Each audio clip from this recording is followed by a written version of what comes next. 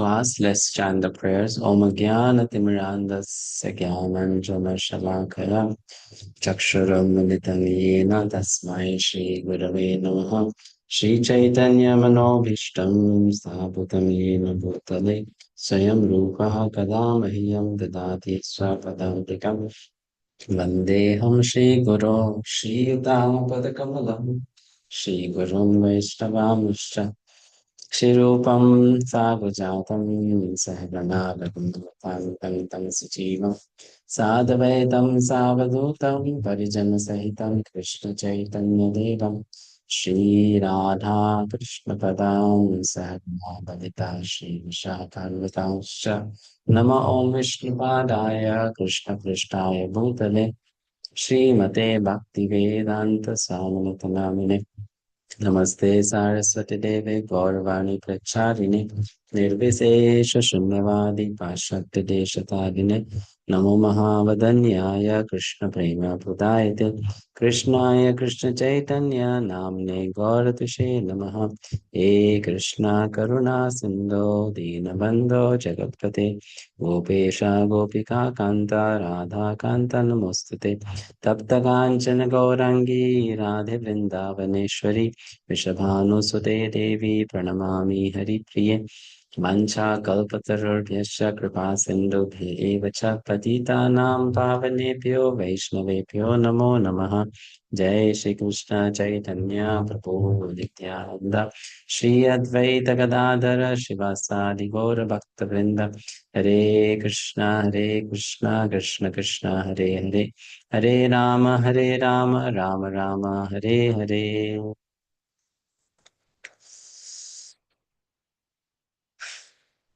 Namostate Vyasa-vishala-buddhe Fullaravindayatapatra-netre Yena tvaya bharata-taila-purnaha Prajvalito jnanamaya-pradeepaha Prapanna-parijataya Totra-vetraika-panaye Jnanamudraya Krishnaya Gita-amrita-duhe Namaha.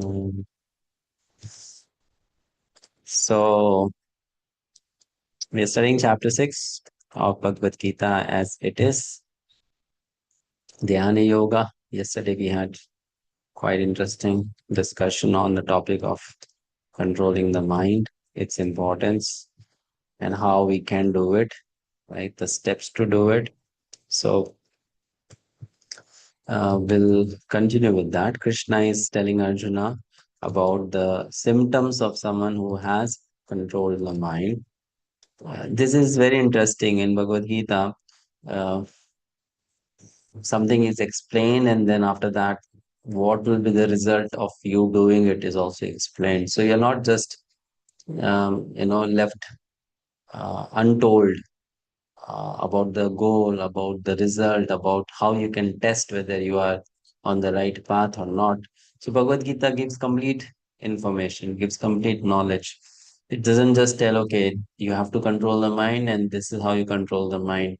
But it also tells you if you have controlled the mind, then you will see all these symptoms in you. Hmm? That means you can test yourself, you can evaluate. You don't have to remain in an illusion that, okay, I have controlled my mind. I know that I've done it. No, there is a way to identify if yes, you have done or not. So in this way, Bhagavad Gita is very, very complete, very much perfect in its presentation of every subject matter. We continue with verse number 8. The verse number 8 also talks about the qualities of someone who has conquered the mind. In verse number 7, Krishna said, for that person, super soul is reached.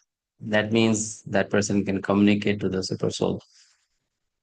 That person is equipoised in heat and cold, winter and summer, happiness and distress, failure and success. That means that person um, is focused on the goal, unaffected by the external experiences, the environment, but is very much fixed in his duty, is above the dualities. That's the point. Being above the dualities doesn't mean that you are not experiencing the dualities. You are experiencing the dualities, just that the dualities don't affect your your buddhi, your intelligence. Your intelligence is fixed. That's very important. Hmm. So text 8. Jnana Vijnana तृप्तात्मा कूटस्थो विजितेन्द्रियः युक्त इत्युच्यते योगी समलोष्टाश्म काञ्चनः. A person is said to be established in self-realization and is called a yogi or mystic when he is fully satisfied by virtue of knowledge, acquired knowledge, and realization. So this is another point. That person is triptaha. Triptaha means satisfied in life. By what? Satisfied because of having the right knowledge.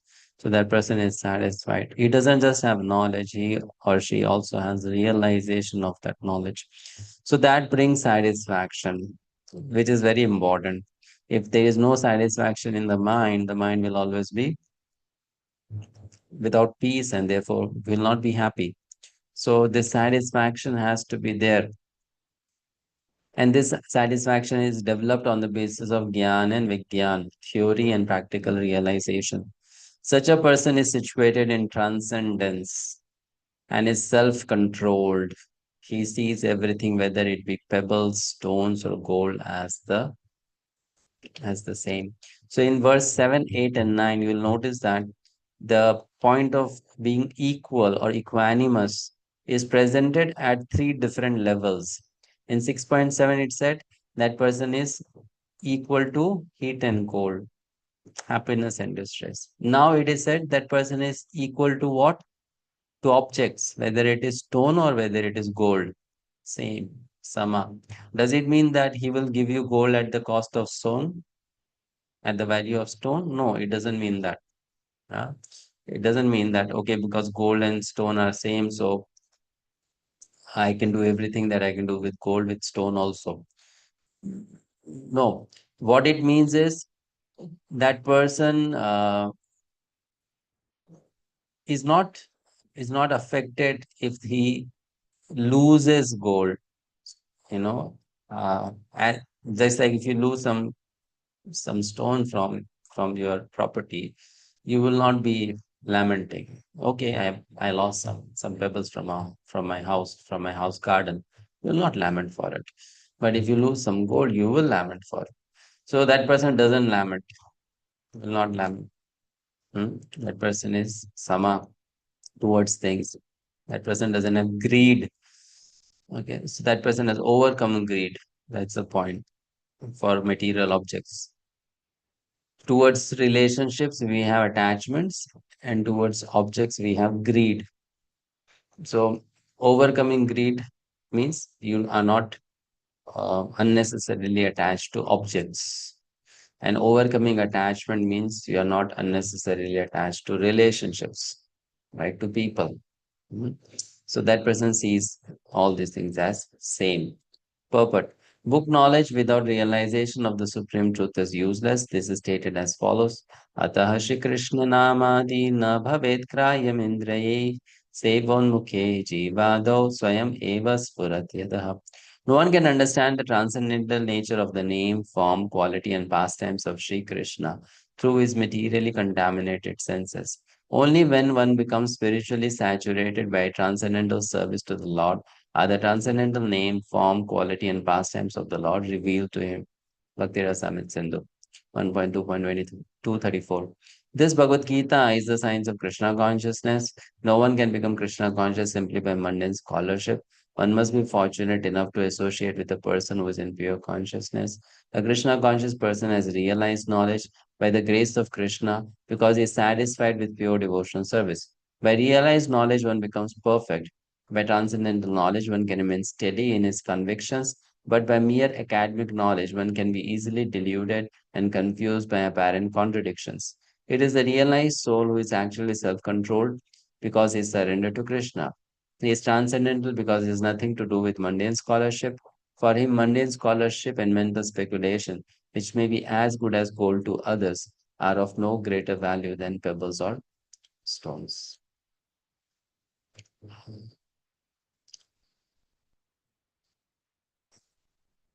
Next verse. Suhrin mitrari udasina madhyastha dveshya bandhushu Sadhushu apicha papeshu samabuddhir vishishyate. A person is considered still further advanced when he regards honest well-wishers, affectionate benefactors, the neutral, mediators, the envious, friends and enemies, the pious and the sinners, all with an equal mind.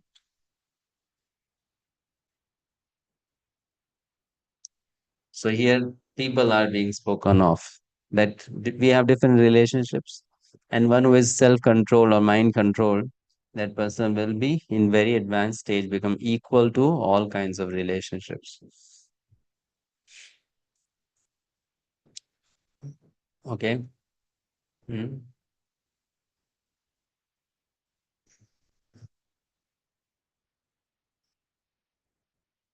Verse 10. Yogi yunjita sadatam atmanam rahasi sthitah ekaki yata chittatma nirashir aparigraha. New section begins from verse 10, verses 10 to 32. They talk about the different stages in yoga practice in detail and the perfection of yoga. You know. So the yoga rurukshu stage is also very nicely explained, and then yoga rula stage is also explained in detail in these verses. Verse 10, what does it say? So, first of all, Krishna will talk about the basic practices. A transcendentalist should always engage his body, mind, and self in relationship with the Supreme. He should live alone in a secluded place and should always carefully control his mind. He should be free from desires and feelings of possessiveness. So, this is what the first practice is, that the person should go to a secluded place, far away from city, from population, alone. No disturbance should be there around you. And then by sitting in that serene, calm environment, he or she is supposed to control the mind, mm, carefully controlling the mind. Then should be free from desires and feelings of possessiveness. Why? Because these things they deviate or distract the mind. This is very important. When we are too angry, we are too infatuated with something, greedy, or we are attached to something, we think this is mine, therefore we have this ownership and then controllership mentality over things.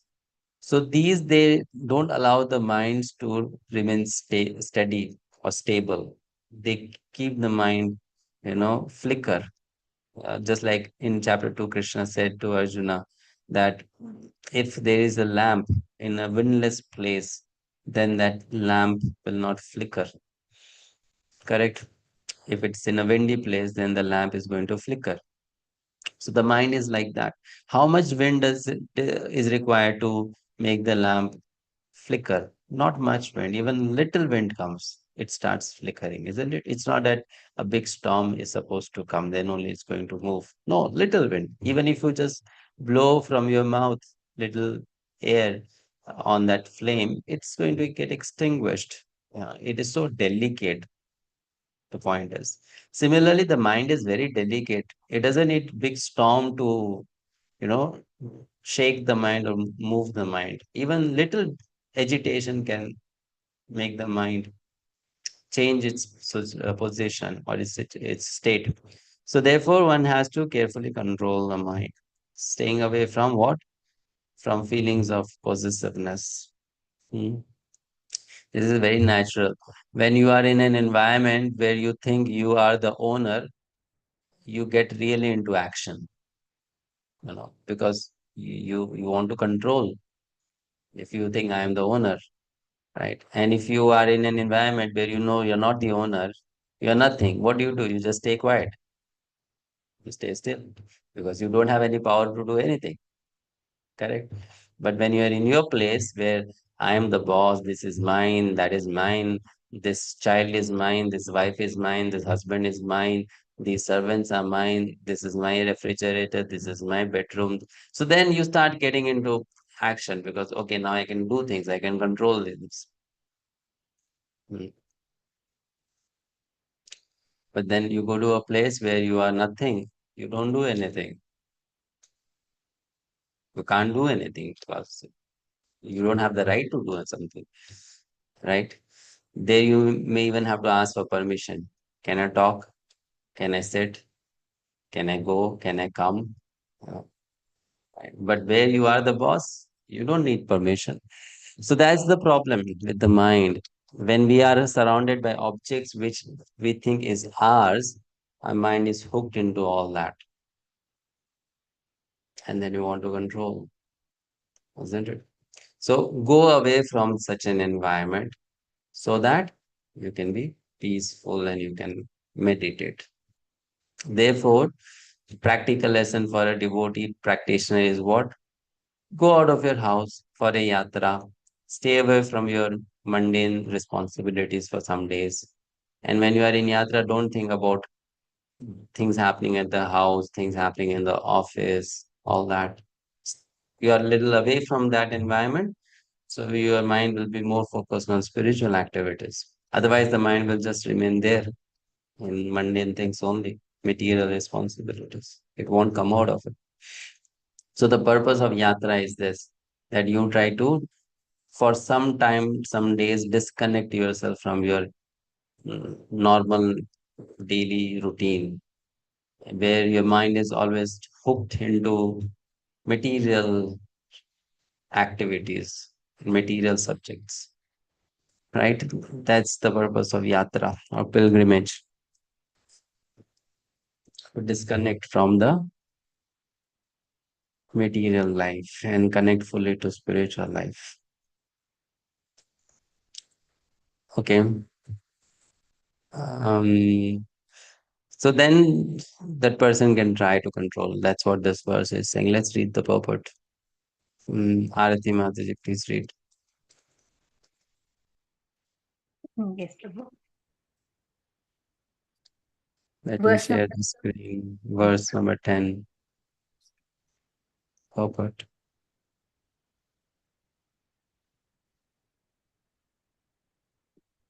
Hare Krishna.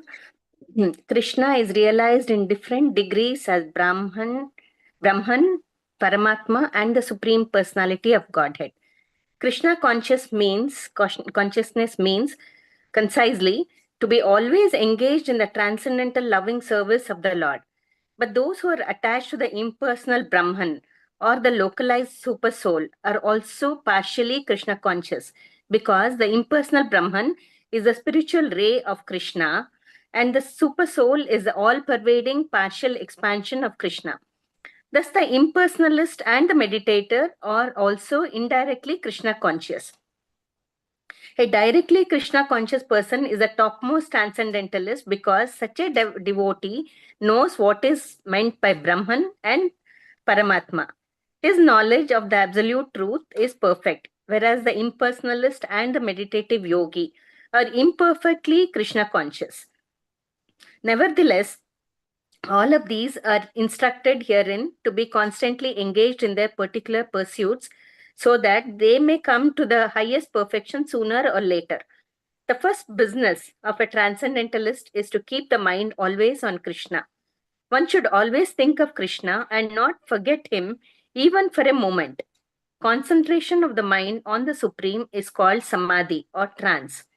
In order to concentrate the mind, one should always remain in seclusion and avoid disturbance by external objects. He should be very careful to accept favorable and reject unfavorable conditions that affect his realization. And in perfect determination, he should not hanker after unnecessary material things that entangle him by feelings of possessiveness. All these perfections and precautions are perfectly executed when one is directly in Krishna consciousness, because direct Krishna consciousness means self abnegation, wherein there is very little chance for material possessiveness.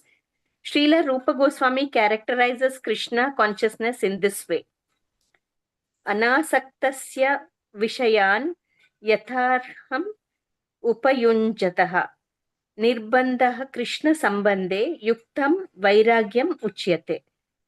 प्रापञ्चिकतया बुद्ध्या हरिसम्बन्धि वस्तुनः मुमुक्षुभिः परित्यागो वैराग्यं फाल्गु कथ्यते.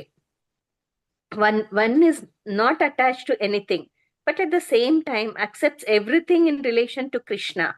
One is highly situated above possessiveness. On the other hand, one who rejects everything without knowledge of its relationship to Krishna is not as complete in his renunciation. Bhakti Rasamrita Sindhu 1.2.255 to 256. A Krishna conscious person well knows that everything belongs to Krishna, and thus he is always free from feelings of personal possession. As such, he has no hankering for anything on his own personal account. He knows how to accept things in favor of Krishna consciousness and how to reject things unfavorable to Krishna consciousness. He is always aloof from material things because he is always transcendental and he is always alone, having nothing to do with persons not in Krishna consciousness. Therefore, a person in Krishna consciousness is the perfect yogi.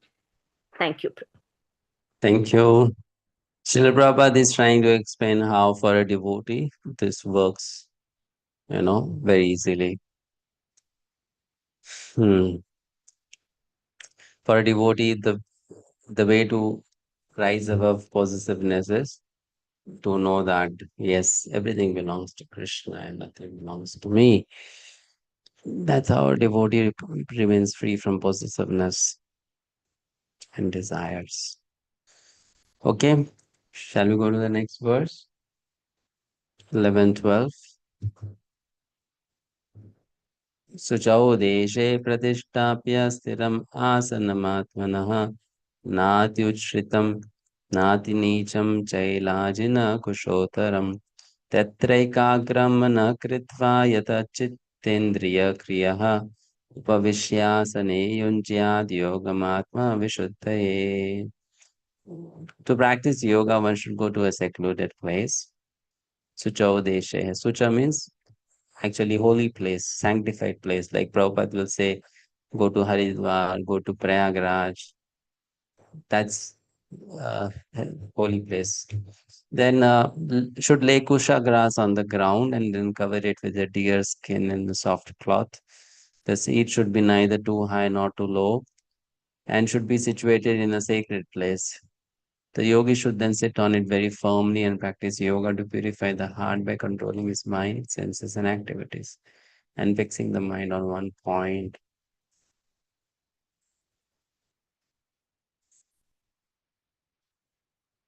The place matters, for what we do in what place, it makes a lot of difference. Sometimes people they make this inquiry that can we just do bhakti at home only? But uh, yes, we can do bhakti at home only. But then if you go to a place where there are other devotees practicing devotional service, like a temple, or you go to Holy Dham, you go for a yatra, you go for a meeting of devotees, a congregation. So there, the energy of devotion is more strong. And when we go there, we feel enlivened, we feel inspired. So therefore, we should take advantage of such facilities. Place really matters a lot. One can sit at home and drink alcohol, but still the person prefers to go to the bar. Why? Because that energy is there. There are other people also drinking. So that person enjoys more. Can do drinking at home also. It's going to be cheaper to drink at home, isn't it? But still people go to the bar and they spend so much of money. Um, they also they drink only. They don't do anything special. But same way, as a devotee also, we can just chant on our own, read on our own, practice bhakti on our own. But we also need to meet other devotees, do devotional service in their association, in the right place, because that place has certain energy. You can feel it. Like I'm in Vrindavan, in so many months, every day going to the temple. But when Karthik started, uh, I could feel there is a change of energy now in the temple, environment, in the temple area. Why? Because so many eager devotees are coming there with such eagerness to take darshan of the Lord, to sit in kirtan and attend kirtan, to chant their japa, going out for parikramas. So you can feel that eagerness, that intensity in the air. It is there. You can so much feel it because it's there actually. So that also then affects you. It energizes you, it enthuses you, right? So going to the right place is very important, and doing things at the right place is also very important. So in our home also we should have, okay, proper place where we can sit and chant, sit and read, sit and do our puja. Not that we just chant anywhere. We are sitting on the bed or lying down on the bed and chanting. No, that's not right. You should have a proper place to sit and chant. The place matters because every place carries certain energy. And therefore, now we have this problem of living in a, what do you call, instead of calling it an apartment, we can say it is a pigeon house, right? Small, small houses. In the past, people used to have big houses. All of you are coming from such background, isn't it? People used to have big houses, and even the ceiling would be so high. Nowadays is only 10 to 12 feet, not more than that. Earlier it used to be quite high, and space would be large. So people would have specific area for doing specific things. Now in small house, we do everything in one place only, isn't it? So small. Kitchen, toilet, everything so close by. So we try to adjust, and what can be done? We have to be practical. But the point that I'm trying to make is that this is not something which is uh, un-Vedic or non-Vedic of having a particular area fixed for a particular activity. Okay, we sleep here, we study here, we chant here, we eat here, we do this here. It helps. This thing helps us a lot. It helps us a lot. So Krishna is saying one should go to a secluded place, find a nice sacred spot, and then sit on it. In the Puranas, we come to know that the sages, they would particularly identify some particular trees, and they would sit beneath those trees only to do their meditation. Why? Because it helps. There's certain energy around there which helps you. They won't just go and sit under any tree or some specific tree because there is an energy. That energy supports your activity. So like that, the yogi goes and sit in a secluded place and starts practicing meditation. Hmm. This is very important. Fixing the mind then on one point. Yes, let's read the purport. Sharada Mataji. Hare Krishna Prabhu. Sacred place refers to the places of pilgrimage. In India, the yogis, the transcendentalists, or the devotees all leave home and reside in sacred places such as Prayag, Mathura, Vrindavan, Rishikesha, and Haridwar, and in the solitude practice yoga where the sacred rivers like Yamuna and Ganges flow. But often, this is not possible, especially for Westerners. The so called yoga societies in big cities may be successful in earning material benefit, but they are not at all suitable for the practice of yoga.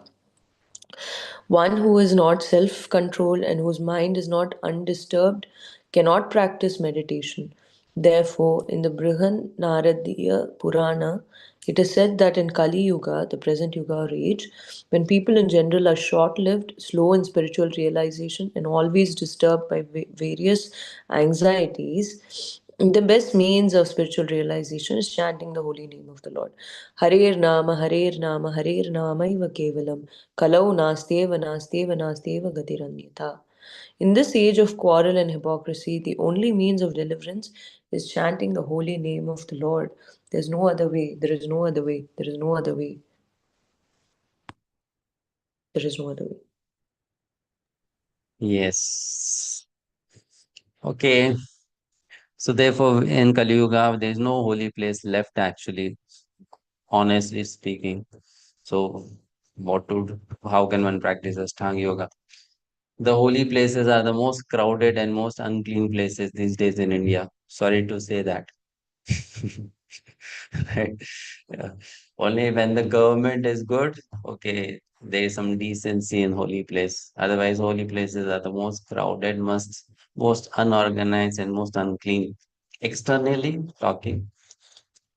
So best is chanting of Hare Krishna, which we can do anywhere, and also in the association of devotees. 13 to 14. Samang kaya shiro grivam धारयन्नचलं स्थिरः सम्प्रेक्ष्य नासिकाग्रं स्वं दिशश्चानवलोकयन् प्रशान्तात्मा विगतभिर्ब्रह्मचारी व्रते स्थितः मनः संयम्य मच्चित्तो युक्तासीत् मत्परः. One should hold one's body, neck and head erect in a straight line and stare steadily at the tip of the nose. Thus, with an unagitated, subdued mind, devoid of fear, completely free from sex life, one should meditate upon me within the heart and make me the ultimate goal of life. So, first you went to a proper clean place, you sat down there, you have your asana, and then you have the right posture. This is called asana. Posture comes in asana. So you should have the right posture. Your body, neck, and head in a straight line, which helps in what? It helps in proper breathing. This is again very important. Some practical tip that I can share. If you don't sit properly, you will not breathe properly. If you want to breathe properly, you have to sit properly. Otherwise, our breath they become short. So you should know this. If we sit with our back, stooping, it's not straight, it's not erect, then our breathing is going to be short. Will not have long breaths. But if you sit straight, erect, automatically your breathing becomes longer, because the lung can expand more. Very simple thing. But yes, so it helps in pranayam, which is the next step after asana is pranayam. So one should sit erect, back and then the neck and the head. And then what should one do? Stare at the tip of the nose. Why stare at the tip of the nose? Because if you close the eyes, you'll fall asleep. If you open the eyes, you get distracted. So keep them half open, half closed. And then look at the tip of the nose. It's a very boring exercise. Yeah, but that's how it is. Thus, with an unagitated, subdued mind, devoid of fear. So, what is controlled mind? Controlled mind means it is not getting agitated. But then you see that person is living in a forest or in a secluded place. Definitely, there might be wild animals around.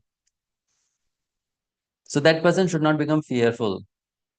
Because if fear comes again, anxiety will be there. Then the mind will start racing.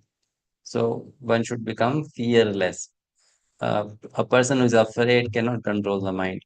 So that person has to become completely fearless. And then free from sex life. One should meditate upon me within the heart. Free from sex life is a translation of brahmacharya. So one should follow the vows of celibacy and make me the ultimate goal of life. So much, actually. Srila Prabhupada, whenever he spoke on these verses, he would just say, look at this modern so-called yogis. They don't follow all these things. And then they still call themselves as yogis. Mm. Isn't it? The modern yoga. Who tells all that? No one tells. These are the very basic things that Krishna is telling. So modern yoga practice is all about some asanas, that's all, and some pranayam. But who talks about following brahmacharya and controlled diet and all those things. Very few people say about it. So that is required, very much required. Purport. Chanakya Prabhuji, please read. Hare Krishna Prabhuji. Purport by His Divine Grace Srila Prabhupada, Jai Srila Prabhupada. The goal of life is to know Krishna, who is situated within the heart of every living being as Paramatma, the four-handed Vishnu form. The yoga process is practiced in order to discover and see this localized form of Vishnu and not for any other purpose. The localized Vishnumurti is the plenary representation of Krishna dwelling within one's heart. One who has no program to realize this Vishnumurti is uselessly engaged in mock yoga practice and is certainly wasting his time.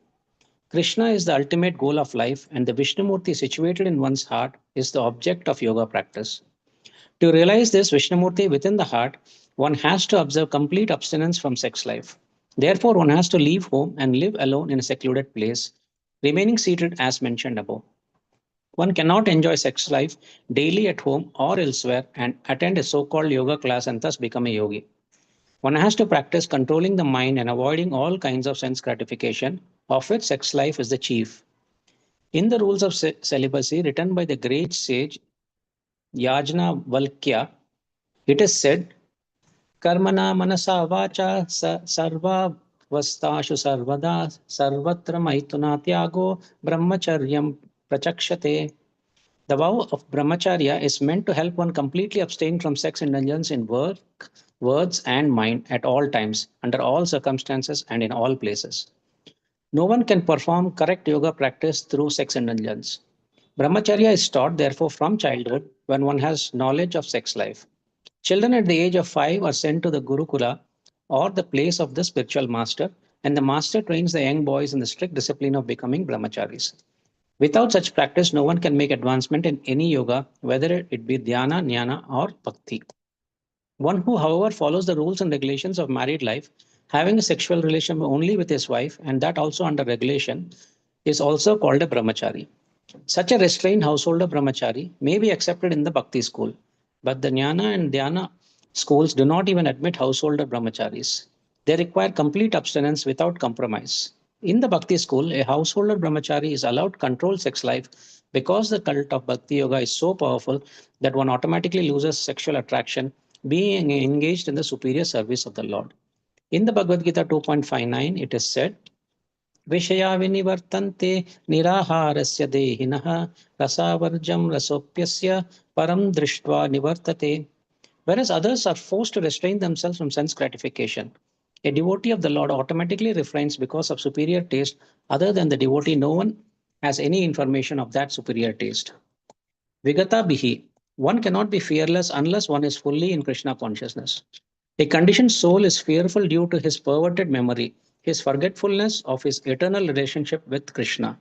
The Bhagavatam 11.2-37 says, Vayam dvitiya bineshvita bi द्वयं द्वितीयाभिनिवेशतः स्यादिशाद् अपेतस्य विपर्ययो स्मृतिः. Krishna consciousness is the only basis for fearlessness. Therefore, perfect practice is possible for a person who is Krishna conscious. And since the ultimate goal of yoga practice is to see the Lord within, a Krishna conscious person is already the best of all yogis. The principles of the yoga system mentioned herein are different from those of the popular so-called yoga societies. Hare Krishna.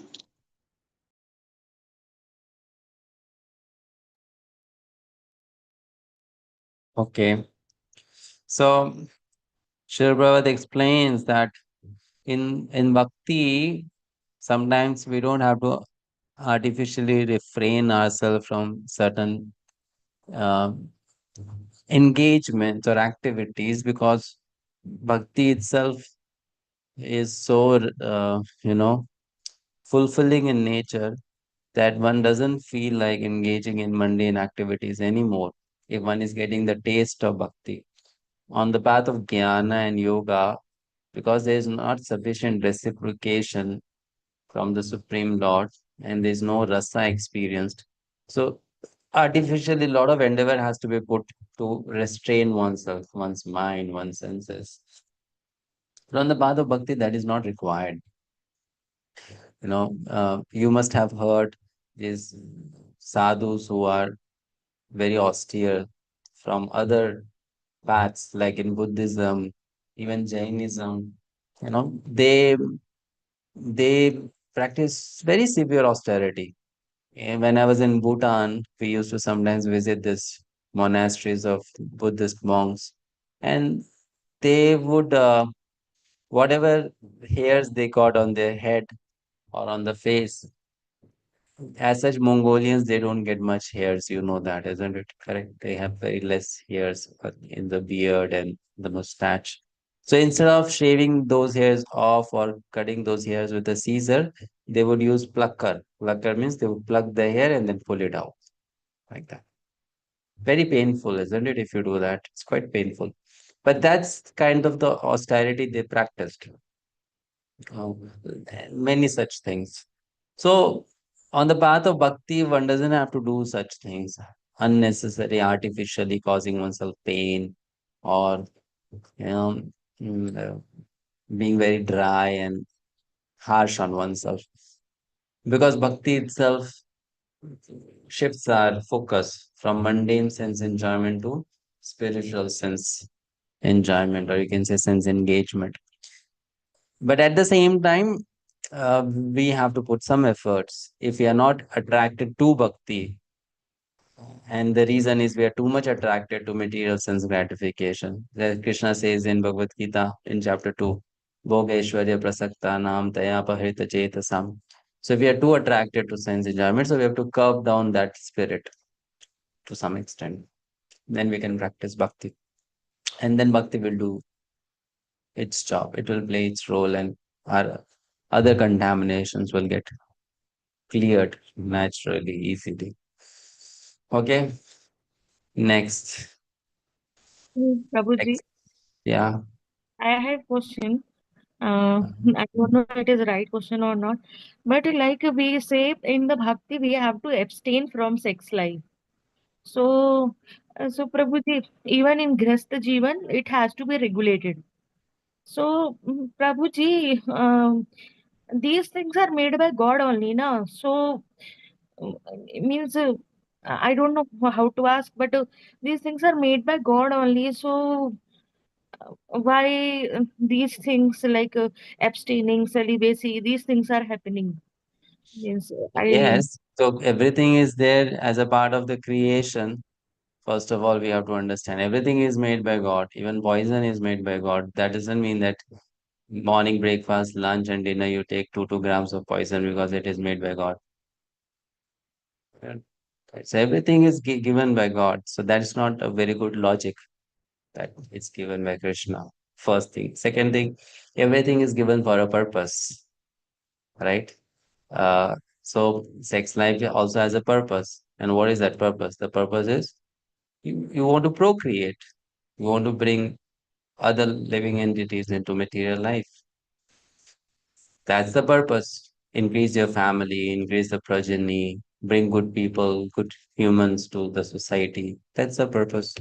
So Krishna made it for that purpose. Now, for that purpose, let's say you create 100 babies, no problem. No one will have a problem with you. It will not become adharmic. If let's say you have 100 babies, no one will say you are a irreligious person, right? But then sex life, which is just for enjoyment, then that is wrong. That's the point that is being explained here. So just like if you eat food just to enjoy, then you're going to get sick. But if you eat food for nourishment, for health, for your self treatment, for getting energy, then it's okay so that you can work. But if you just eat because you like to eat and then you become fat, you gain a lot of weight and then you become sick, that was not the purpose of eating. Correct, isn't it? Hmm? Likewise, everything has a purpose. So it has to be done for the purpose. Krishna will say later on in Bhagavad Gita, sex life which is based on dharma is me. He's saying, I'm that. So it has to be based on dharma, the religious principle, for the purpose of it is meant for. So, Prabhuji, irregulated sex life leads to what? Sorry to ask this question. Regulated sex life leads to what? Irregulated. Irregulated. It Hmm. leads to your own loss. It leads to your own loss. How you're losing the the virya. Virya means energy. So when we eat food, in Ayurveda it is explained that when you eat food, that food gets transformed into dhatu, right? So there are 7 levels of transformation.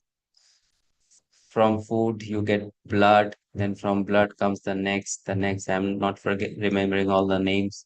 So there's red, then there is medha means the actual substance which gives you strength and also intelligence, and like that at the end, when that whole food is processed, condensed, solidified, it it becomes virya. In English, it's called semen. So that virya, it eh, it gives you actually, it makes you full of life, full of energy. A person who is viryavan means a person who is strong. So that person will have courage. That person will have, positivity. That person will have mental sharpness. All those qualities are there. So by engaging in physical sex life, you lose your virya, which is your own wealth actually. You lose it. And because of that, then you become physically, mentally, intellectually weak person. So it's my loss then. No one else lost. My loss. Right? So there are so many advantages of brahmacharya. You should read research articles on that. If you follow brahmacharya, you'll have sharp memory. You'll remember things. You'll have very sharp brain, mind. Why we are so dull these days, or people are so dull these days? Because brahmacharya is not observed, right? We break the rules of brahmacharya in many ways, gross as well as subtle. How subtle brahmacharya is lost? By watching all this nonsense movies, advertisements, internet, uh, media, and all that. So it irritates the mind, and then you lose brahmacharya in a very subtle way. So then this is not healthy at all, actually. This is something which modern people don't accept or understand, but it's a fact.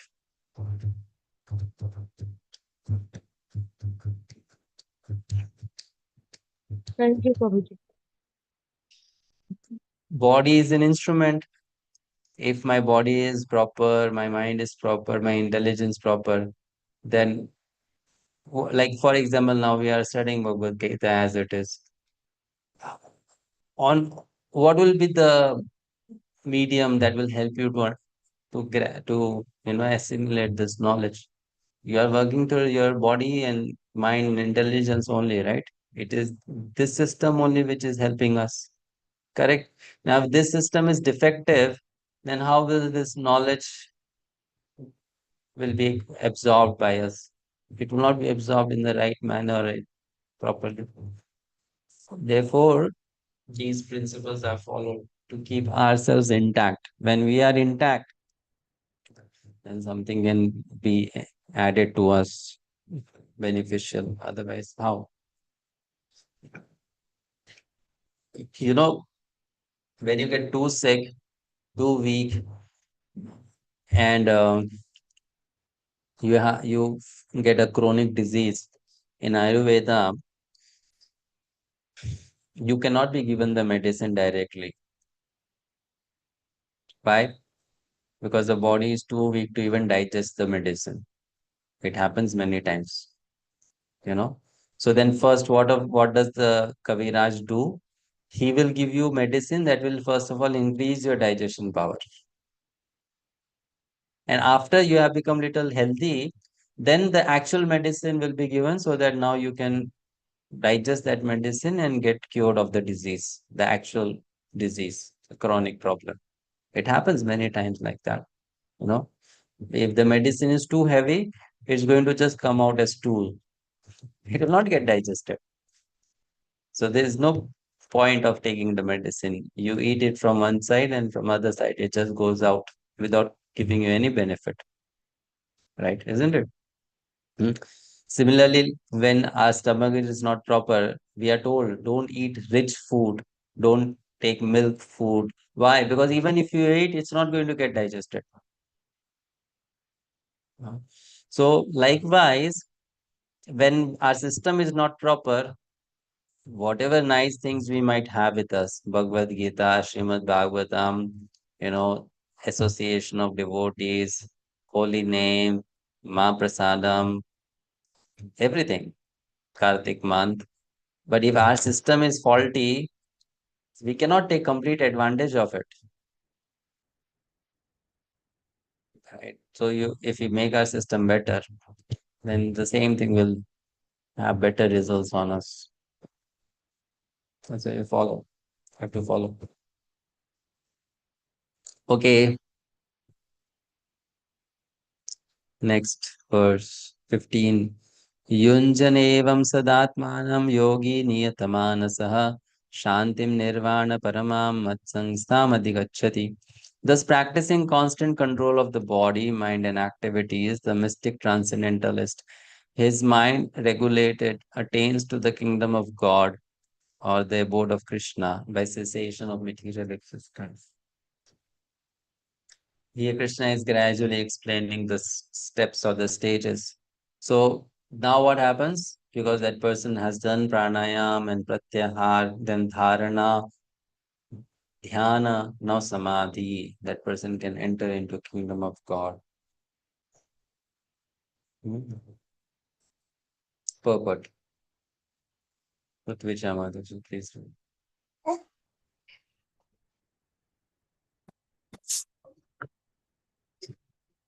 The ultimate goal in practicing yoga is now clearly explained. Yoga practice is not meant for attaining any kind of material facility. It is to enable the cessation of all material existence. One who seeks an improvement in health or aspires after material perfection is no yogi according to Bhagavad-Gita.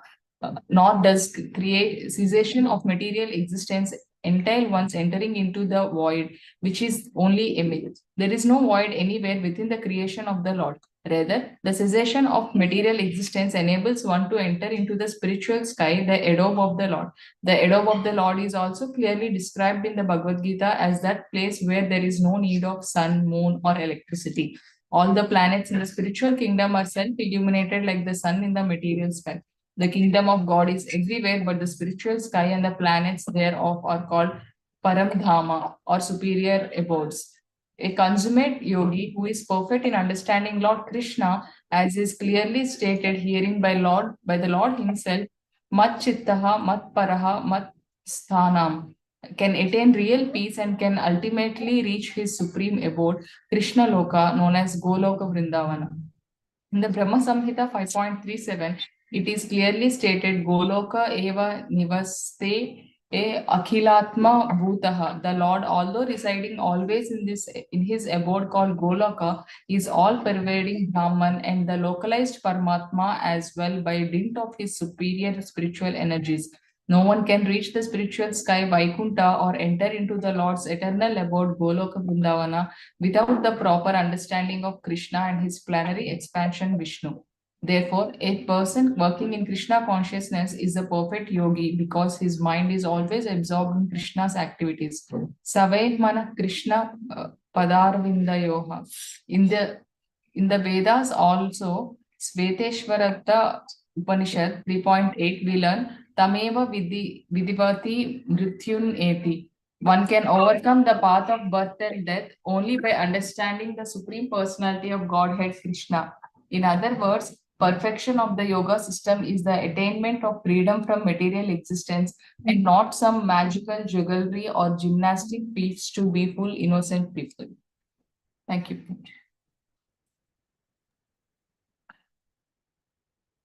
Next. 6.16. नातियश्नतस्तु योगोऽस्ति न चैकान्तमनश्नतः न चाति स्वप्नशीलस्य जाग्रतो नैव चार्जुन. There is no possibility of once becoming a yogi or Arjuna if one eats too much or eats too less, sleeps too much or does not sleep enough. So now these are some obstacles that are being discussed, that on the path of yoga, what things we have to be careful about. So one has to have balance in eating, sleeping, working, recreation, talking, thinking. One needs to create a balance. Then only yoga is possible. Regulated lifestyle or a disciplined lifestyle is required. For a person who is whimsical, very difficult for that person to practice yoga. So one has to learn this. If you eat too much, what will happen? You get sick. If you eat too less, you again get sick. Isn't it? So then you can't do yoga nicely, practice yoga nicely. Sleep too much, then we dream. If we sleep too less, then we become irritable in nature, right? We get easily disturbed. Less sleep then. So one has to avoid these things. Very common instructions, but something which are a part of our daily life. Yukta ahara viharasya is the next verse that is also similar. Let's read the purport here first. Tulasi Mataji. Hare Krishna Prabhu Pranams. Purport. Regulation of diet and sleep is recommended herein for the yogis. Too much eating means eating more than is required to keep the body and soul together. There is no need for men to eat animals because there is an ample supply of grains, vegetables, fruits, and milk. Such simple foodstuff is considered to be in the mode of goodness according to the Bhagavad-Gita. Animal food is for those in the mode of ignorance. Therefore, those who indulge in animal food, drinking, smoking, and eating food which is not first offered to Krishna, will suffer sinful reactions because of eating only polluted things. Bunjate te to agham papa ye vachanti atma karanat. Anyone who eats for sin's pleasure or cooks for himself, not offering his food to Krishna, eats only sin. One who eats sin and eats more than is allotted to him cannot execute perfect yoga. It is best that one eat only the remnants of foodstuff offered to Krishna. A person in Krishna consciousness does not eat anything which is not first offered to Krishna. Therefore, only the Krishna conscious person can attain perfection in yoga practice. Nor can one who artificially abstains from eating, manufacturing his own personal process of fasting, practice yoga. The Krishna conscious person observes fasting as it is recommended in the scriptures. He does not fast or eat more than is required, and he is thus competent to perform yoga practice. One who eats more than required will dream very much while sleeping, and he must consequently sleep more than is required. One should not sleep more than 6 hours daily. One who sleeps more than 6 hours out of 24 is certainly influenced by the mode of ignorance. A person in the mode of ignorance is lazy and prone to sleep a great deal. Such a person cannot perform yoga. Hare Krishna. Thank you, Prabhu.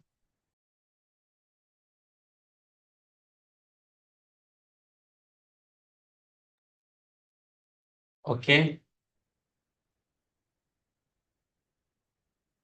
Next verse. Yuktahara viharasya yukta cheshtasya karmasu yukta sapnavabodhasya yogo bhavati dukkhaha. He is regulated in the habits of eating, sleeping, recreation, and work, can mitigate all material pains by practicing the yoga system. Srila Prabhupada once told one disciple of his that he said, half of your disease can go away if you just live a regulated lifestyle. Eating properly, sleeping properly, half of your disease will just go away. Yeah, you'll remain a healthy person. You'll not get sick. And he says, if you're not sick, then you are happy. You can do things properly. If you're sick, you can't do things because your system will not allow you. So that it's very practical advice being given by Krishna. And that misery can be overcome by regulation in life. Right? I'll read the purport. Shweta Mataji, please read the purport.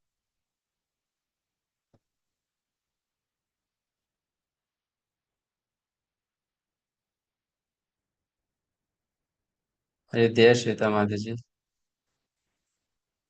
हाँ प्रभु जी.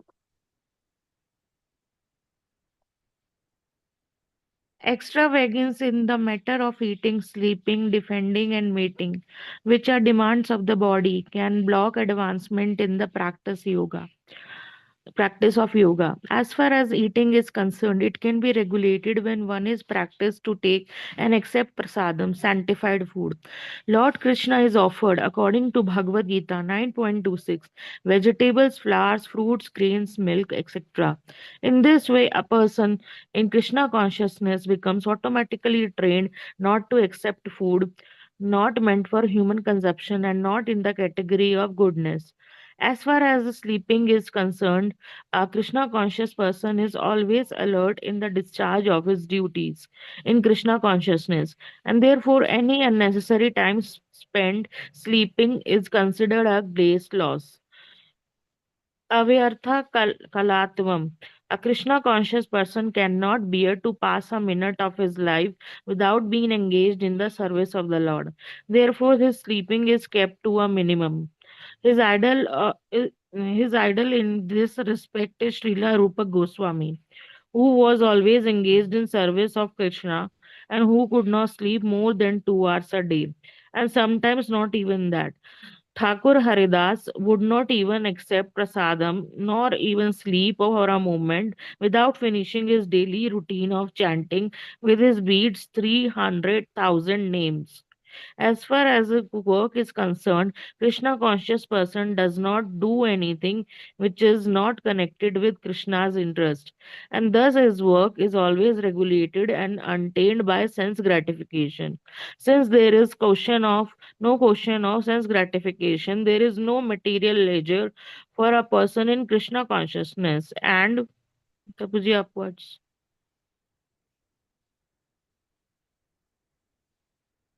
Prabhu. And because he is regulated in all his work, speech, sleep, wakefulness, and all other body activities, there is no material misery for him. Hare Krishna Prabhuji. Yes. Okay, so in our personal life, how can we practice these things? Regulating our eating, sleeping, recreation. We have to think about it. This is very practical thing to be applied, not just to be heard and understood, but to be applied. So what steps we can take to regulate our eating, our sleeping, recreation? Recreation means something which is freshening up the mind. So nowadays people watch things on the mobile phone for recreation, or there are other avenues also. So how do we recreate ourselves and how much time we should spend in that? We need to regulate, isn't it? Some recreation is needed. You can't give without recreation in life, but then it should be what is permissible, what is allowed. And same thing with work. You know, Srila Prabhupada was in Bombay once, and devotees they had gone out to distribute books and collect some money for making of the temple. and they did not come back by 7 p.m., which is the Gaur Aarti time in the temple. They left after breakfast in the morning, which around 9:30, and they didn't come back by 7. So Prabhupada said, why they didn't come? And one devotee replied, they are out distributing books and they are out collecting some money for making of temple. They are busy doing different things. So Shilpa said that, no, that's not our program. Our program is we have to worship Krishna on time. So we have to be present in the arti, in the morning arti, in the evening arti. Not that we can just hold a work very hard and then we have no time for chanting and dancing and worshipping Krishna. So our main business is to worship Krishna. So even for devotees who are working in the movement, Prabhupada did not encourage working so much that you didn't have time for chanting, for hearing lectures, for worshipping Krishna. No, he didn't encourage. So what to speak of working just to earn money? There has to be regulation in that also. You know, everyone knows this, that if you work for more time, you'll get more money. There's no secret in that. Isn't it? If you work 6 hours, and you work 12 hours, you can definitely earn more money if you work for 12 hours. No doubt about it. Anyone knows that. It's very simple. And if people think, no, I need more money, so I should work more, at the cost of what? Losing time, which can be used for practicing Krishna consciousness. Therefore, we should not work too much. We should work in a regulated manner, balanced lifestyle. As per Srila Bhaktivinoda Thakur, we should work only for 6 hours a day, not more than that. Sounds impractical, na, at present times, but that's what he said. 6 hours, not more than that. Don't work more than 6 hours. So we may have to work 8 hours, maybe sometimes 10. Some people do 12 also, some people 14 as well. But that's not good. So there has to be regulation in all these things. Then practicing spiritual life will make some sense. Okay. So regulation in eating, sleeping, recreation, work, to regulate. And we can practice doing that. It's not difficult. I went to some, I mean, we keep on going, visiting devotees, families in India, outside India. So I saw even some grihasthas, they live a very regulated life in eating also, in the breakfast. They just take fruits, nothing else. And then lunch, okay, around 1 p.m. they take lunch. And at night, just little some light dinner. Very regulated lifestyle. Whole year, round the year, they follow this. So like that, we can individually also make some principles. Some, and we need to also upgrade ourselves every time, make it better and better and better. At the end, Srila Prabhupada said that see how much you can reduce this eating, sleeping business. How much you can reduce. And you can take out more and more time for Krishna consciousness. And because that's the main investment, na? That's the main investment. Other things are not the investment, any kind of investment, a waste of time. So we need to do this individually. Any questions or comments so far? Before we go to the next verse. Prabhuji, you said according to Srila Rupa Goswami, we should work 6 hours Bhaktivinoda daily. Thakur. Sorry, Bhakti Vinod Thakur. We Yeah, should work 6 hours daily. Prabhuji, our minimum corporate hours is 9 hours. yeah, And we are not given extra money if we work for 12 hours also. yes, And they want us to work for 10 to 11 hours to produce the result. And if we yes, don't produce the result, we are fired. yes. So how So we are can we? we are unfortunate. That's the problem. In Kali Yuga, everyone is unfortunate. In Bhagavatam, it is said in Canto 1 that in Kali Yuga, people are mandabhagya. Mandabhagya means unfortunate. So it's our problem, or you can say our mistake, that we are born in Kali Yuga. Therefore, so much problem is there. So what to do now? Yeah, make the best use of the bad bargain. Srila Prabhupada used to say, whatever you can do best, you do that.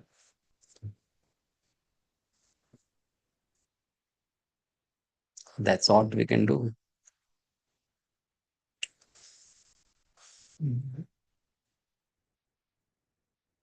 Yeah, we have to make the best use of the bad bargain.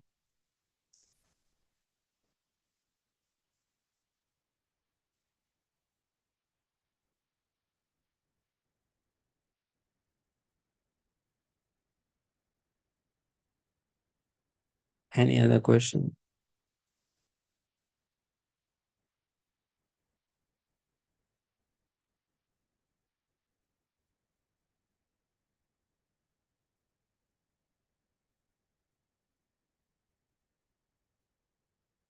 Next verse.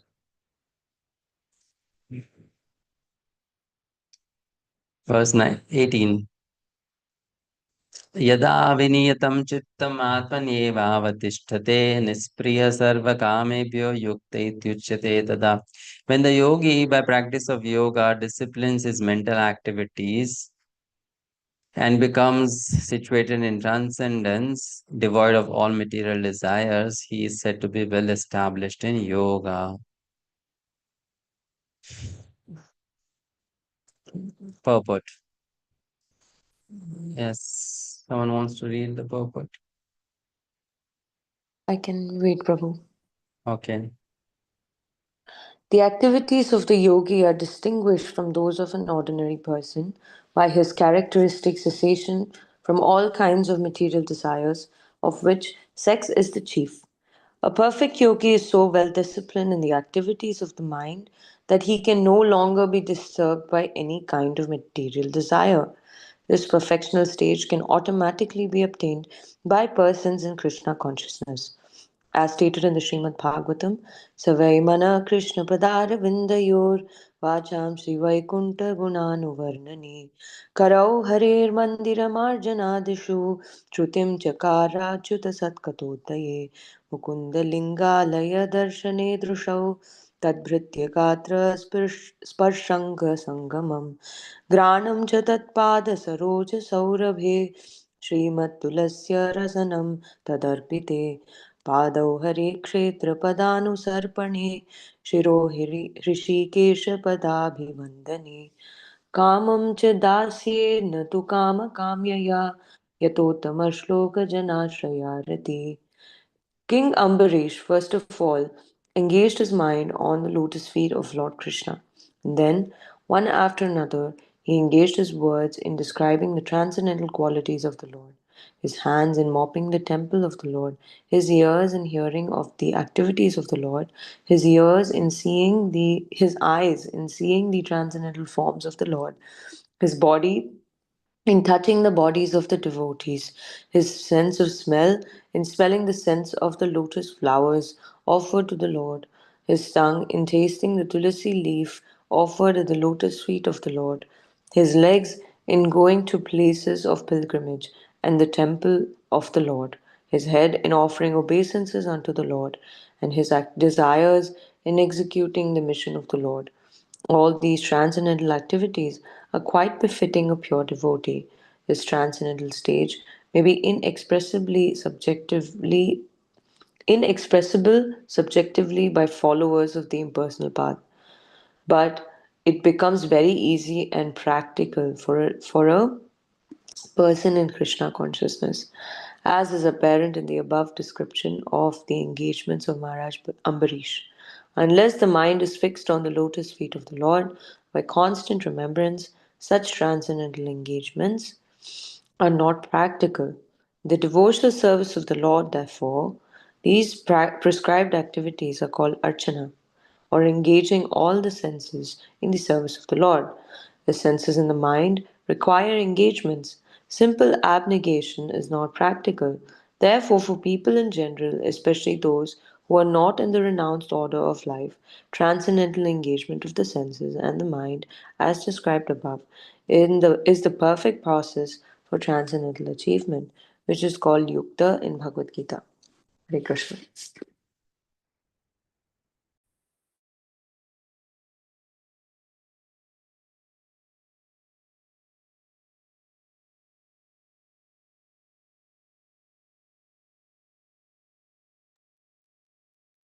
6.19 यथा दीपो निवातस्थो निङ्गते स्वपमा स्मृता योगिनो यत चित्तस्य युञ्जतो योगमात्मनः. As a lamp in a windless place does not waver, so the transcendentalist whose mind is controlled remains always steady in his meditation on the transcendent self. Purport. A truly Krishna conscious person, always absorbed in transcendence, in constant undisturbed meditation on his worshipable Lord, is as steady as a lamp in a windless place. Next verse. Yatro paramate chittam niruddham yoga sevaya yatra chaivatmanatmanam pashyannatmani tushyati sukham atyantikam yattat buddhigrayam atindriyam veti yatra na chaivayang स्थिता तश्चलति मन तत्त्वतः यं लब्ध्वा चापरं लाभं मन्यते नाधिकं ततः यस्मिन् स्थितो न दुःखेन गुरुणापि विचाल्यते तं विद्या दुःखसंयोग वियोगं योगसंज्ञितम्. In the stage of perfection called trance or samadhi, one's mind is completely restrained from material mental activities by practice of yoga. This perfection is characterized by one's ability to see the self by the pure mind and to relish and rejoice in the self.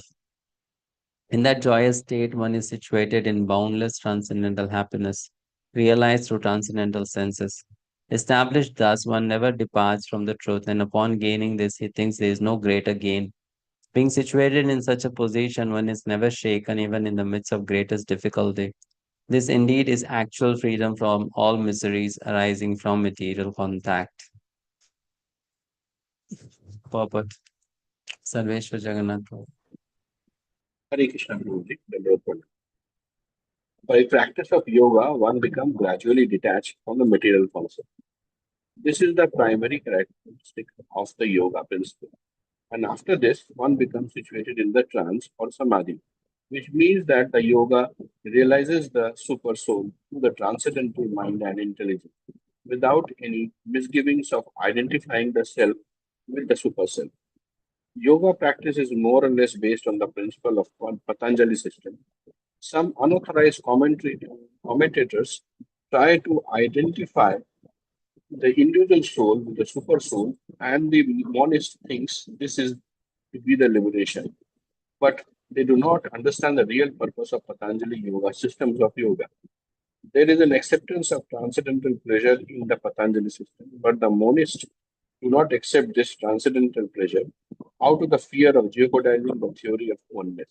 The duality of knowledge and knower is not accepted by the non-dualist. But in this verse, transcendental pleasure realized through transcendental senses is accepted. And this is corroborated by Patanjali Muni, the famous exponent of yoga system. The great sage declares in his Yoga Sutra 3.34, Purusharthas Sunyam Gunana Pratiparsva Kaivalam Swarupa Pratishtha Vachit Shakti Iti.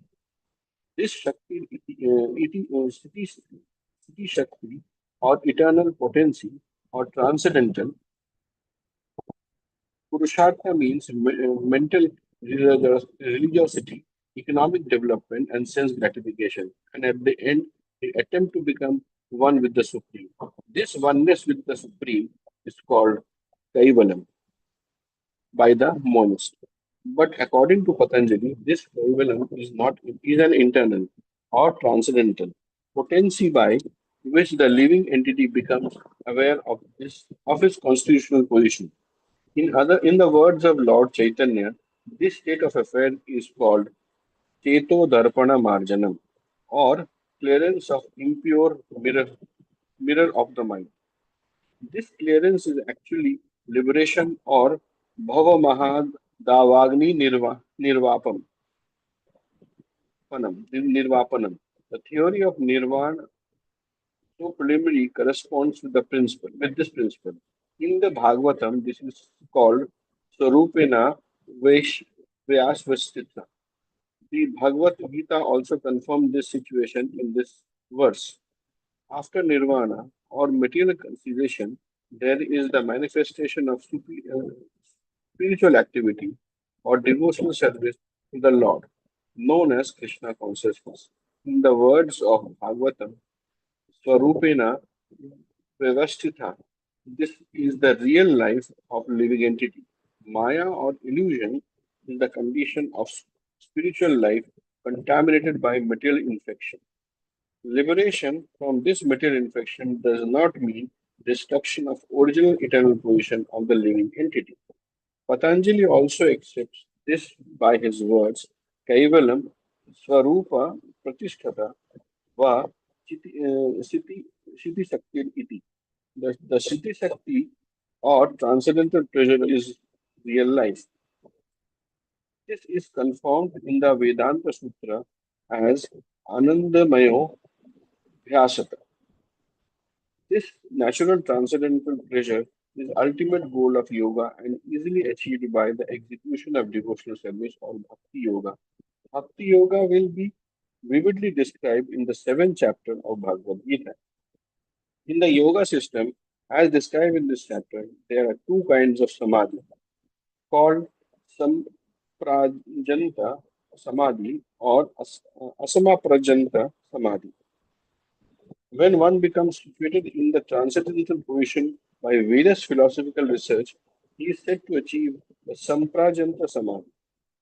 And in the Asamprajanta Samadhi, there is no longer any connection with mundane pleasure.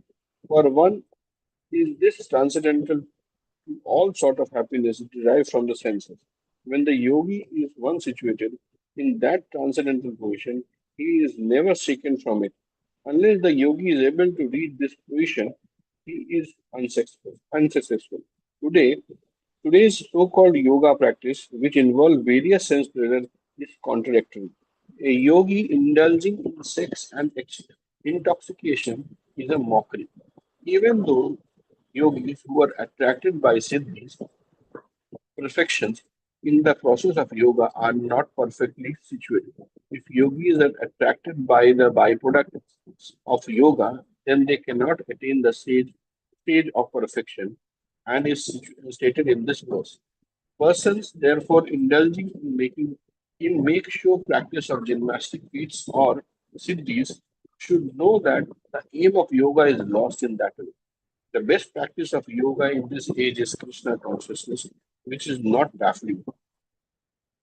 A Krishna conscious person is so happy with his occupation that he does not aspire any other happiness. There are many impediments, especially in the age of hypocrisy, to practicing Hatha Yoga, Dhyana Yoga, Jnana Yoga, but there is no such problem in executing Karma Yoga or Bhakti Yoga. As long as material body exists, one has to meet the demands of the body, namely eating, sleeping, defending, and mating. But the person who is in pure bhakti yoga or in Krishna consciousness does not arouse the senses while meeting the demand of the body. Rather, he accepts the bare necessities of life, making the best use of the bad bargain and enjoys transcendental happiness in Krishna consciousness. He is callous towards the incidental occurrences such as accidents, disease, scarcity, and even death of the most dear relative.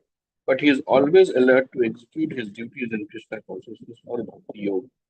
Accidents never deviate him from his duty, as stated in the Bhagavad-Gita 2.4. Agama painu painu nityas tama titikshva bharata. He endures all such incidental occurrences because he knows that they come and go and do not affect his duties. In this way, he achieves the highest perfection of yoga. Hare Krishna. Dev.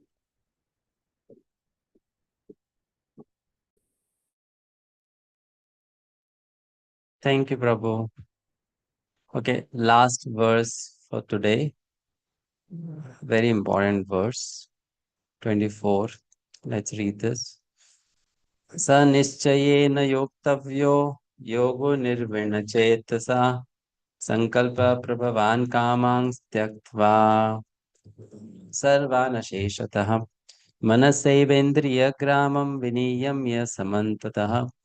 So one should engage oneself in the practice of yoga with determination and faith and not be deviated from the path. So this is again a nice advice being given by the Lord to Arjuna that on this path, a lot of challenges will come, distractions will come, hurdles will come. So one has to be determined and one also has to be faithful. You know, one has to perform these practices with faith and determination. If one is not determined, then one will easily get distracted to some other goal in life. Nishchaya means to be focused on the goal and not to go from one goal to another goal to another goal. It is very much seen in this world that people they shift from one goal to another goal. As soon as they don't find success in one thing, they immediately want to switch to another and then switch to another and switch to another, thinking that maybe I'm not uh, working in the right direction, so let me change the goal. So we cannot have that mentality and approach when we are practicing Krishna consciousness or spiritual life. One has to be fixed on the goal very much and have faith that yes, I'll be successful someday, not be deviated from the path. One should abandon without exception all material desires born of mental speculation and thus control all the senses on all sides by the mind. So, in the process of making progress, one has to do this, that, that the senses have to be controlled by the mind and applied in Krishna consciousness only. Purport. Aladne Gopi Mataji, yes, please read the purport. Hare Krishna Rajitana Pranam. The yoga practitioner should be determined and should patiently prosecute the practice without deviation. One should be sure of success at the end and pursue this course with great perseverance, not becoming discouraged if there is any delay in the attainment of success. Success is sure for the rigid practitioner. Regarding Bhakti Yoga, Rupa Goswami says, Utsaya Nishchaya Dhairya Tat Tat Karma Pravartanat Sanga Tyagat Sato Vritti Sadvir Bhakti Prasiddhati. One can execute the process of Bhakti Yoga successfully with full hearted enthusiasm, perseverance, and determination by following the described duty in the association of devotee and by engaging completely in activities of goodness. Updeshamrit 3. As for determination, one should follow the example of the sparrow who lost her eggs in the waves of the ocean. A sparrow laid her eggs on the shore of the ocean, but the big ocean carried away the eggs on its waves. The sparrow became very upset and asked the ocean to return her eggs. The ocean did not even consider her appeal. So the sparrow decided to dry up the ocean. She began to pick out the water in her small beak, and everyone laughed at her for her impossible determination. The news of her activity spread, and at last Garuda, the gigantic bird carrier of Lord Vishnu, heard it. He became compassionate towards his small sister bird, and so he came to see the sparrow. Garuda was very pleased by the determination of this small sparrow, and he promised to help. Thus Garuda at once asked the ocean to return her eggs, lest he himself take up the work of the sparrow. The ocean was frightened at this, and returned the eggs. Thus the sparrow became happy by the grace of Garuda.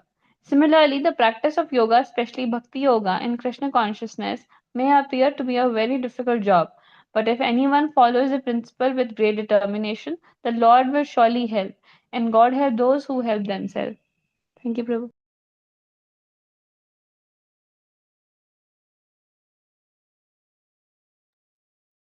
Srila Prabhupada is giving a nice moral story here. It's taken from Hitopdesh. Very simple story about a bird, sparrow, but very determined to achieve its goal. And because of that determination, it attracted the help of Garuda. Mhm. So this is a very instructive lesson here, that um, we should be very well aware that the goal of Krishna consciousness is very high. It is it is more than achieving anything else in this world. So one has to be very determined, and one may fail many times. But if one continues to practice, then Krishna's help or Krishna's mercy will descend. Just like that Garuda came to help that sparrow, so Krishna will also come to our help. But then we have to show our sincerity by working very hard towards it, striving for it sincerely. Then that, help will come, or that mercy will descend. It's like for the sparrow, it's impossible to dry up the ocean. How can the sparrow dry up the ocean? It's not possible, right?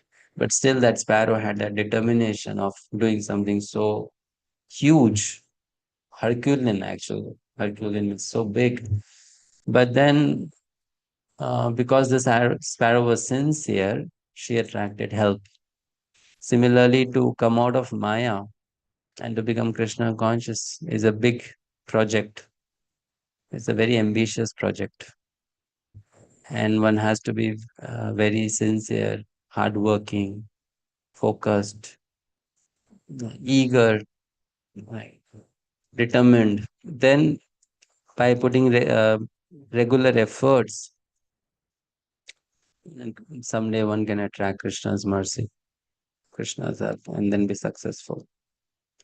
This is important. Determination is required, very much required. Okay, so we stop here. Any questions or comments?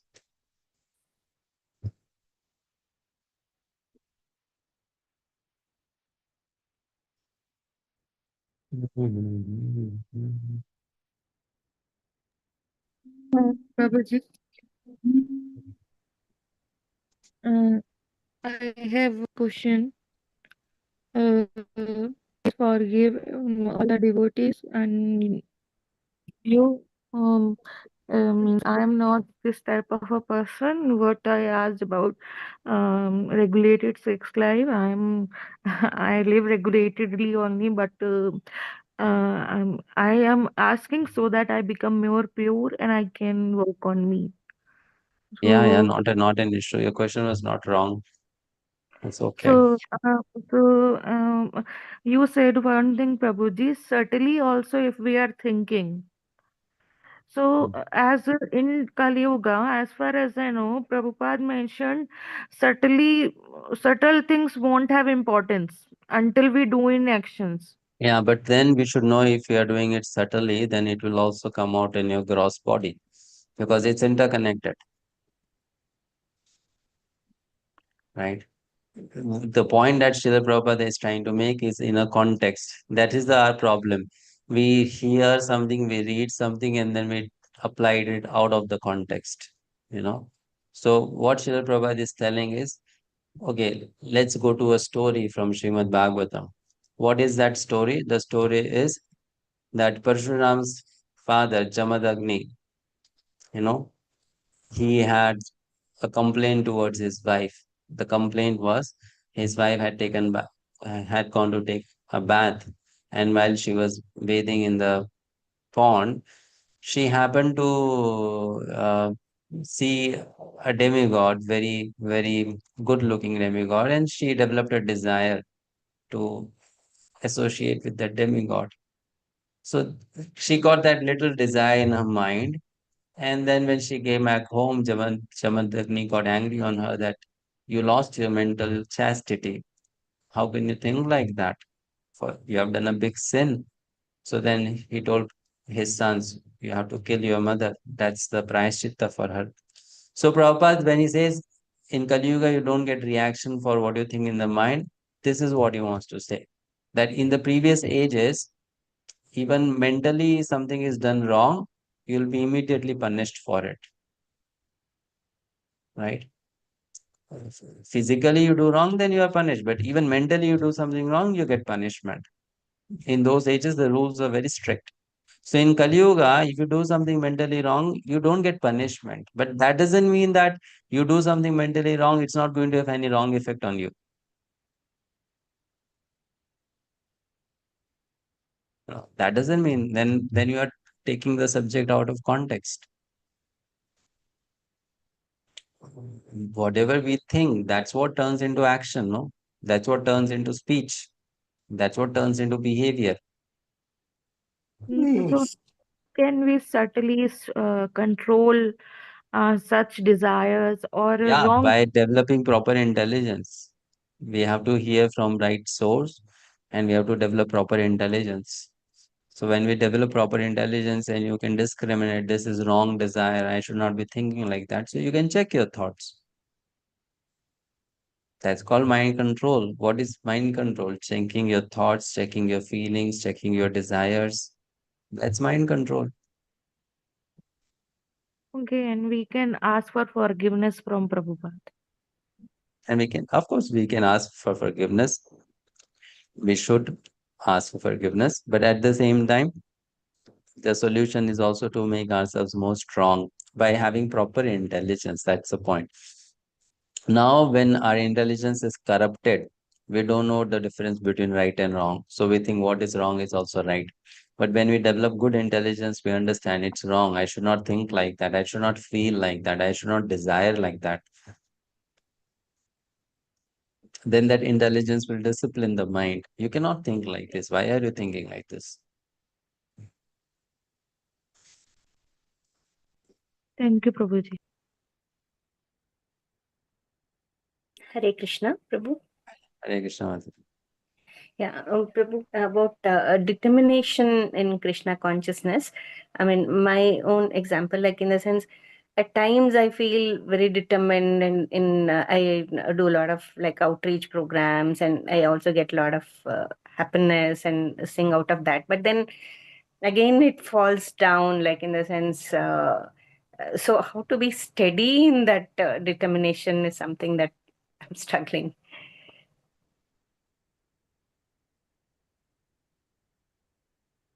Yeah, that's a phase in our spiritual life. Our determination is not steady. Sometimes we are very determined, sometimes we are not. So that's okay. As we are chanting Hare Krishna, we'll come out of that phase also. It's explained in Madhurya Kadambani by Srila Vishwanath Chakravarti Thakur that there is a stage in our Krishna consciousness when some days we are enthusiastic, some days we are not, because we have anarthas. As these anarthas reduce, then that steadiness also increases. So and that takes time. Yeah. It takes time, it takes efforts. It will not be achieved immediately. Okay. Because what is making that reduction and increment in enthusiasm? It's Rajoguna and Tamoguna.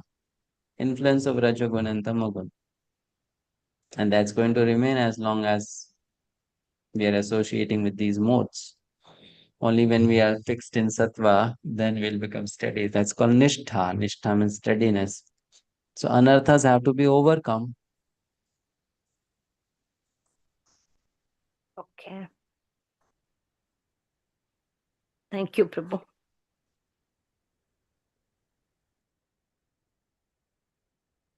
That's natural. That some days you are enthusiastic, some days you are not. But sincerity is what? Sincerity is that whether I am enthusiastic or not enthusiastic, I do what I'm supposed to do. That is called sincerity. Okay. I like to do, I don't like to do, still I do. That's sincerity. And that is only possible if our intelligence is guiding us. If our mind is guiding us, we cannot follow this principle. Then our mind will say, today I feel like doing it. Okay, let me do it. Tomorrow I don't feel like doing it. I'll not do it. Okay. So the only way is to make our intelligence stronger, and Yes, that. intelligence have to be strong and focused. And then the intelligence should guide the mind.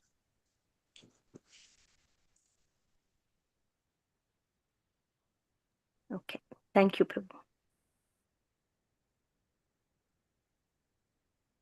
Anything else? Hare Krishna Prabhu, one question I had, unrelated probably slightly to what we're discussing, but it was about the purports that we have here, Prabhuji. Like a lot of times, there would be a shloka and the translation, and if you see the purport, it would have just so much more. I'm not saying it's unrelated, but a lot of times it might be like almost of a different subject or a lot of additional things which are not directly related to that shloka, Prabhuji. Um, Trying to understand how to connect those dots and how Srila Prabhupada himself like adds all of that other information into the purport. It looks unrelated, Mataji, but it's all related. And why it is unrelated? Because we are not reading properly. That's why it looks unrelated. So we have to read properly. We have to understand the subject. We have to understand how Srila Prabhupada is speaking, to which audience he is speaking. Then everything will make sense.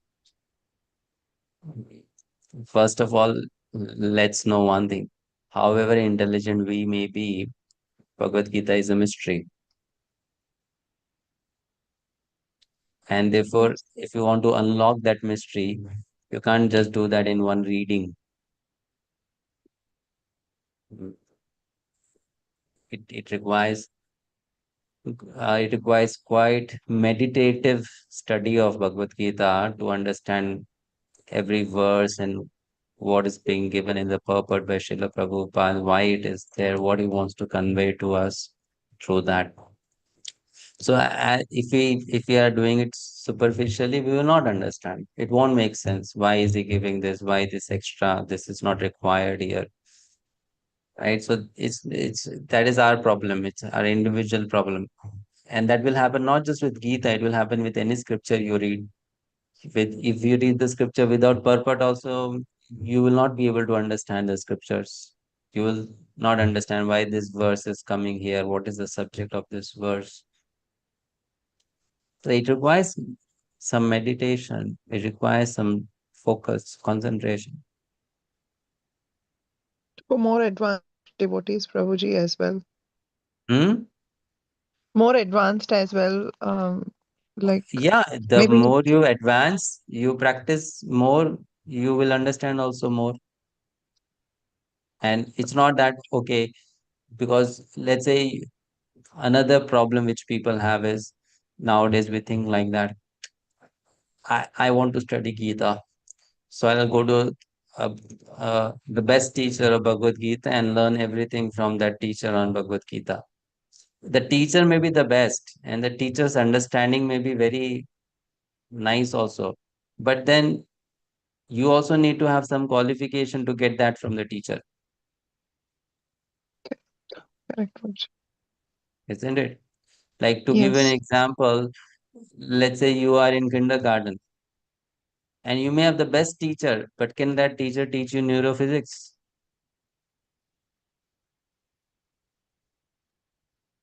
Yeah. Can't We are teach, not no? prepared for it. Because you in kindergarten, my intelligence is not yet developed to understand it. Right or wrong? Yeah, Prabhuji. Yes. Yeah, that's right. So therefore, when we are talking about Bhagavad Gita and other scriptures, we have to read them again and again. We have to meditate, we have to pray, we have to contemplate, we have to analyze from different angles. Then everything will make sense. Why it is being spoken like this? What is there in the purport? What does Srila Prabhupada want to convey? So this study which we are doing, Bhakti-sastri, is quite a serious business actually. It's not just passing out some time, just joining some classes. It is different from the regular other classes we join in Krishna consciousness because this is study. Study means you have to be attentive. You have to give your 100%. And if you don't do that, if you just sit and hear, just like we hear some other kathas in the temple, and we think we'll understand everything, it's not going to happen. Because study means attention. Like we studied in school and college, we were attentive. You can't just listen to lectures. You have to be very attentive, make notes, understand, use your brain. But we don't do all that. I'm sure that most of you who are doing Bhakti-sastri are not putting sufficient amount of effort in studying. Some other you join the class, right? Apart from the class, whether you do your personal reading or not, I don't know. How many times you do your personal reading, that I don't know. So that's then I have no complaints against that. But the thing is, you can't then expect so much from the course or from your study then, because your inputs or investment is not so much, Yes, Prabhuji. Makes sense. right? If your input and investment is sufficient, then the result will also be sufficient. But if it's not sufficient, then don't think it will be. In this way, the way most of us are doing Bhakti Shastri, your Bhakti Shastri will be done in name only. I'm telling you. Yes, you'll pass the exams, you'll make your submissions, you'll get the certificate, but you'll be Bhakti Shastri in name only, not in understanding the subject actually. Why? Because sufficient efforts are not there. Hmm? Sufficient efforts are not there. And why we think that it will be so easy? It's Gita, spoken by Supreme Personality of Godhead. These are subject matters which are meditated upon by great sages. People who are pure in mind and intelligence. So that is not to disappoint or discourage us, but we have to understand, if for them this is such an exalted subject matter, for us to understand this subject matter, we have to really put efforts now. That's the point. Hmm? We have to put efforts again and again.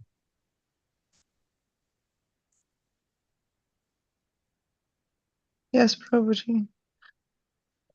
Makes sense. But it's like also with the modern day, the kind of work and time constraints. So you have I to make guess. sacrifice, Mataji. You can't get best of both the Yeah, agree. worlds. Agree, Prabhuji. That sacrifice we have 100%. to make. If we can't make that sacrifice, then we are having wrong expectations. It's simple. It's a plain truth. That you have to make sacrifice. If you don't make sacrifice here, you make sacrifice somewhere else, but you have to sacrifice. It's wrong to believe that I'll go back to Godhead also. I'll understand Krishna also. I'll understand Gita also. I'll earn a lot of money also. I'll be successful in my material life also. I'll do everything. No, then come on. You are having a big illusion in your head. It's not going to work like that. We have to sacrifice. And if you cannot sacrifice now, you will have to sacrifice in future sometime, but it cannot happen without sacrificing. Prabhu, if we are ready to sacrifice now, Hmm. then we have responsibilities upon us. So, Responsibilities will always be there till you die. then how should we do, Prabhu? Like Mataji You said, ask Krishna, you pray to Krishna, Krishna will help. But that is for everyone. Who in this world doesn't have responsibility? Do you think Krishna creates some people without responsibility and some people with responsibility? Is there anyone like that in this world? Everyone has responsibility. Who doesn't have?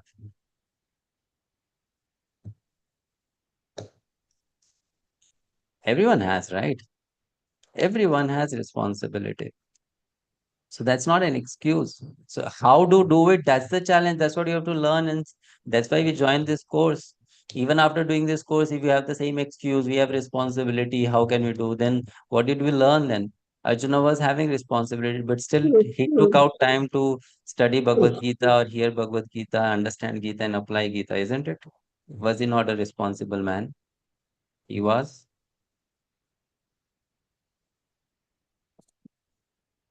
So who doesn't have? Everyone has a response. It's just like how you take to it. That's very important. We may not have sufficient time, but whatever time we have, we can invest it more sincerely. You know, And we have to be little serious. That's the point. Little more serious, little more hardworking. Then you can expect some wonderful result out of it. Otherwise, the result is going to be mediocre. It's a simple fact I'm telling you, isn't it? If your efforts are not special, the result cannot be special. If the efforts are mediocre, the result will be mediocre. It's as simple as that.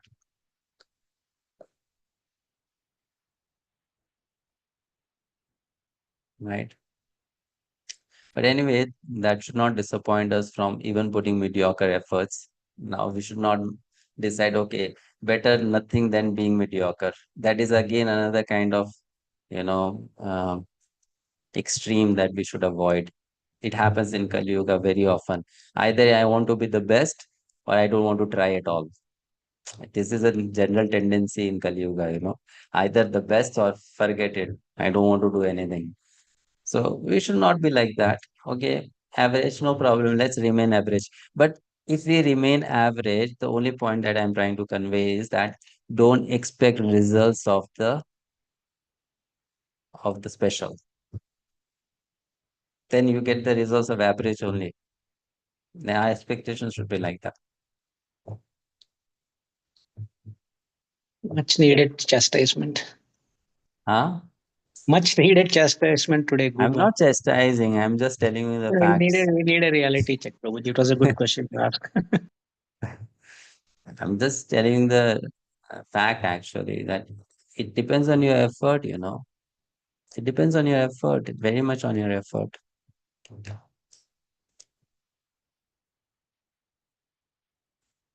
Mhm. Okay, so we stop here. See you next week. Hare Krishna, Shri Prabhupada ki jai.